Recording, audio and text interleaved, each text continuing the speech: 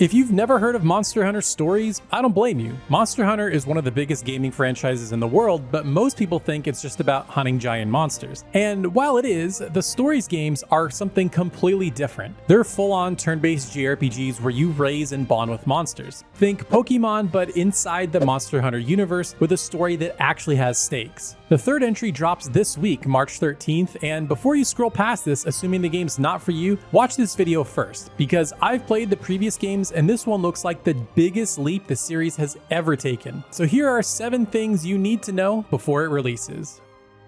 Now the first thing is it doesn't really have anything to do with hunting monsters. Well, not exactly. Rather than playing as a hunter who fights monsters, here you play as a rider, someone who bonds with the monsters and fights alongside them as an ally. So here you do fight monsters, but it's not like the mainline titles where it's quest-based and you have to track them down and whatnot. Here you explore this open world and you see the monsters just roaming around freely, and then you can fight them when you run into them. But getting them on your team is very different. It's not like Pokemon where you throw like a ball or something and you catch them. Here you have to find monster dens. This is where monsters make their home, where they have little nests. And here you have to run in, steal an egg, and then escape before a monster can get you. And from there you bring the egg back to your base and you hatch it and you can add it to your team. But there's a lot of variation here. Like sometimes the eggs are a little bit shiny, sometimes they have different base stats and abilities. So it's all about like trying to get the exact monster you want with the right abilities so it matches your team build. Think about if Pokemon and Final Fantasy had a baby inside the Monster Hunter universe, and that's kind of what you have here with Monster Hunter Stories. And these games have a really addictive game loop of trying to find every monster, get the right egg, get the right abilities, and build your perfect team. Not to mention the game has a day-night cycle where certain monsters only appear at night. So if you're into that loop of doing everything in a specific area, I think Monster Hunter Stories 3 is going to have you hooked for a long time. And thing number 2 is this game has a way more ambitious story. Monster Hunter Stories 3 takes on a more mature, narrative-focused tone and feels a lot grander and more ambitious than its previous titles. The game follows 2 adversarial kingdoms, Azuria and Vermeil, struggling to survive an environmental disaster called the Crystal Encroachment. It's kind of this blight destroying natural resources and monsters, and you have to try to stop it. While you play as the heir of Azuria, you team up with the princess of Vermeil, sort of an uneasy alliance. Now she wants to do it to try to save her kingdom, but her kingdom is not happy about it. Also, another story thread that I'm certain they will tug at is that your mother flees the kingdom when you're young. And overall, the game has really great performance capture and voice acting. The first game was originally on 3DS and 2 was made for the Switch, but now this game is unencumbered by lower power, and the game has a lot more dynamic cutscenes. From what I played with the demo, the story is really compelling, and I'm super curious to see more about what happens in the game.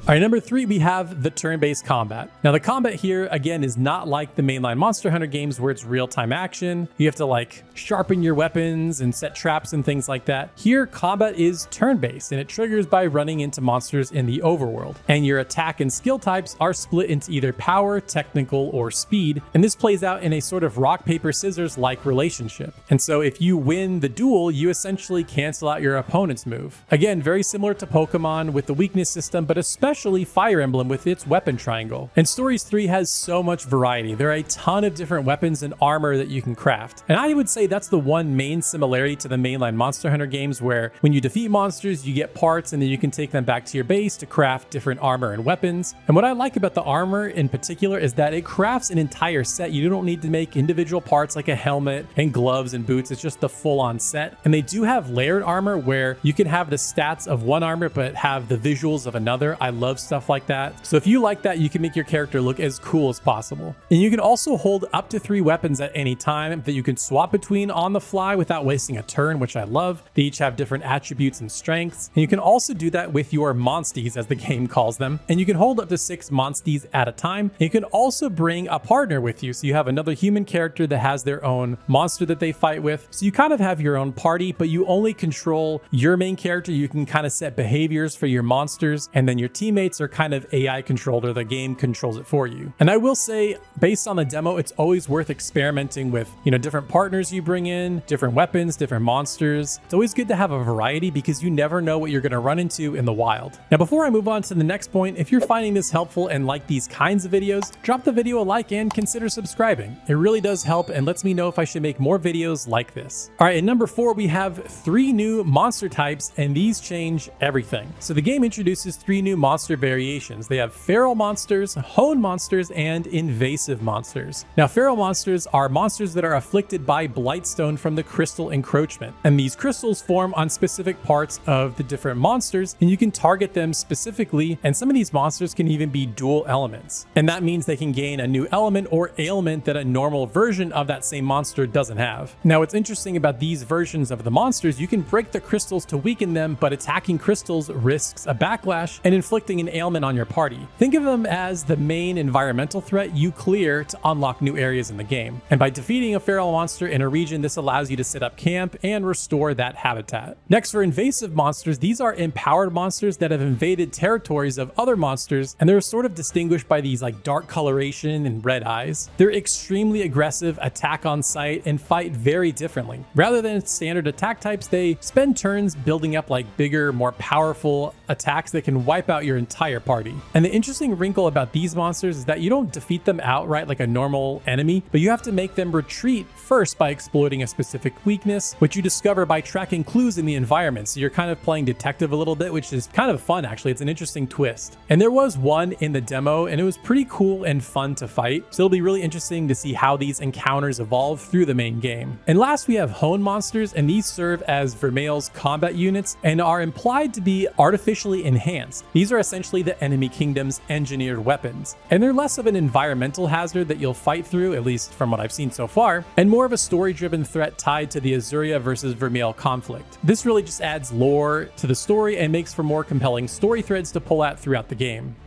And point number 5, and this one's important, you do not need to play Monster Hunter Stories 1 or 2. Here in 3, it's a brand new story with brand new characters, brand new environments and cities and towns. You are not missing anything story-wise by skipping 1 and 2. However, if you do have save data from Stories 1, you get a Hakum Rider outfit. If you have saved data from Stories 2, it unlocks a Mahana Rider outfit, and if you have saved data for Monster Hunter Rise, it unlocks a Kimura garb. So again, you're not missing anything story-wise, but you do get rewarded for being a veteran of the series.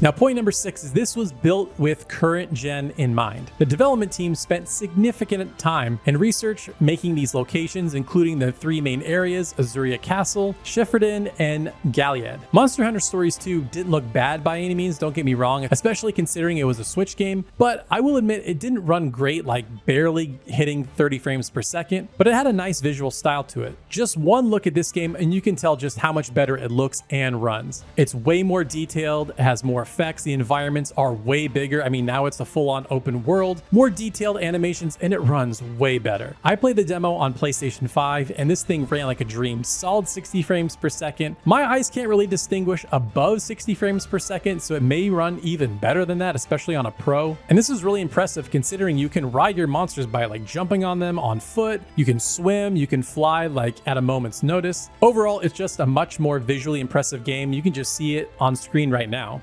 And last but certainly not least, point number 7 is there is a free demo with a save transfer. So as you've heard me mention probably a few times throughout the video, there is a free demo available right now, and your save data transfers directly to the full game at launch. And what's cool is the game starts you right at the beginning of the game. It lets you create a character, and it's a really meaty demo, probably like 6 to 7 hours. That's what I played, but I saw people like with double the playtime. So if you're curious about this game and when you want to know if it's for you, you should really give the demo a try. It gives you a really good taste of what you can expect from the game. And as of the recording of this video, the reviews just dropped, and it's currently sitting at an 85 OpenCritic score with an 86 Metacritic score, but the Switch 2 version is a little bit lower at 82. It looks like Capcom has another banger on their hands coming off the heels of Resident Evil Requiem. Have you tried the demo, and are you planning on picking up the game? Let me know down in the comments. Now, I have a feeling this game is going to become really addictive for a lot of people. I know I was sad when the demo was over because I just wanted to keep playing. Now, if you want to hear about even more addictive JRPGs that you can likely lose over 100 hours to, watch this video next.